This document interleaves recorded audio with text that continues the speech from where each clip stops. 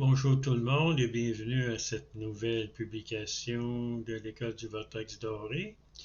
Aujourd'hui, j'aimerais parler des faux dieux de la matière, l'énergie, l'espace et du temps. Lorsqu'on veut retourner à la source cause première, à notre vraie demeure, il faut faire face à quatre divinités, faux dieux qui sont dans les mondes inférieurs, dans le plan supraphysique, dans le plan astral, causal et mental. Ces entités-là, leur but, ce sont des entités éthérées, ils n'ont pas de corps. Leur but, c'est de nous empêcher de revenir à la source, mais en même temps de nous donner des leçons spirituelles.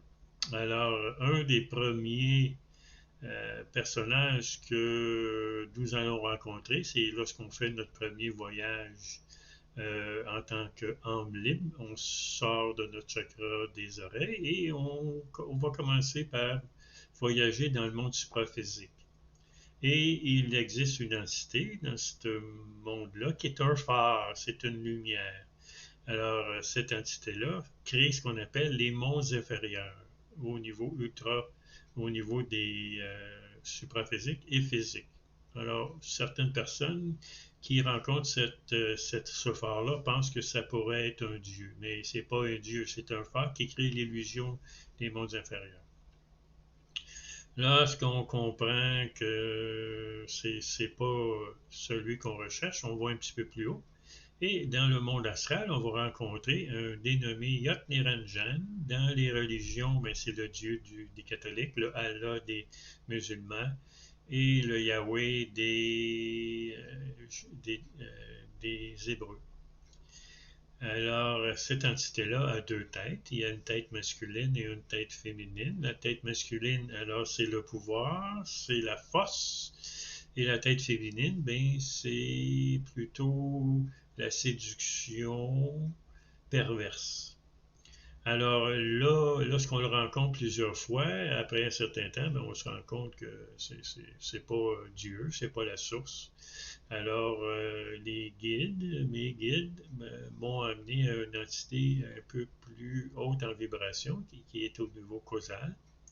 Et là, vous allez rencontrer trois têtes. Ce Dieu-là a trois têtes. Il y a une tête masculine, une tête féminine et une tête androgyne. Sa tête masculine s'appelle Brahma et Bhakti parce qu'il est féminin et masculin en même temps. Et son mode d'action, c'est la peur, l'intimidation et le stress. Ensuite, celui qui est l'entité androgyne s'appelle Vishnu et son côté féminin est Lakshmi. Et sa façon de fonctionner, lui, ben, c'est la procrastination, la bienveillance infantilisante et le statu quo. Lui, sa fonction, c'est s'assurer que tout ce qui a été créé est continuellement en progression. Ensuite, il existe la dernière tête, qui est Shiva Kali. Et eux, ben, ils sont là pour détruire ce que Brahma a créé et ce que Vishnu entretient. Mais il arrive à un moment donné, c'est que la seule chose qui existe, c'est le changement. Il n'y a rien d'autre sur Terre que le changement. Alors, à un moment donné, quand ça fait un certain temps que ça a été créé, ça doit être détruit. Alors, Shiva Kali utilise la séduction perverse pour nous contrôler, utilise la brutalité et la torture. Donc, avec ce que je viens de vous dire, ce qui se passe sur la Terre, vous pouvez savoir qui nous utilise, soit Brahma, Vishnu ou Shiva.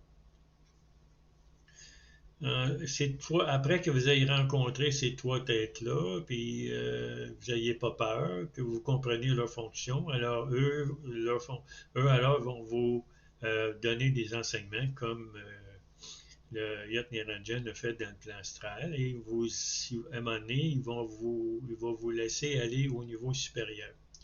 Au niveau supérieur, vous allez rencontrer de Brahm et Shakti, qui est l'entité qui crée le monde mental.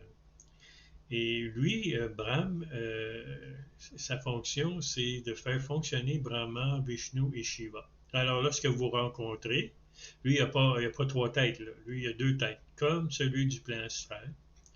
Et sa fonction à lui, mais c'est de vous retenir dans le monde astral, comme les religions, tout ce qui est connu là, dans le monde astral. Vous allez rencontrer tous les dirigeants du monde astral qui ont vécu ici sur Terre, qui sont rendus maintenant au niveau mental, comme Jésus, Allah, euh, tout- toutes les entités qui ont créé des religions se retrouvent là, Krishna. Et sa fonction à lui de Brahma, ben, c'est vous retenir prisonnier dans le monde mental par les connaissances mentales, par le mental universel.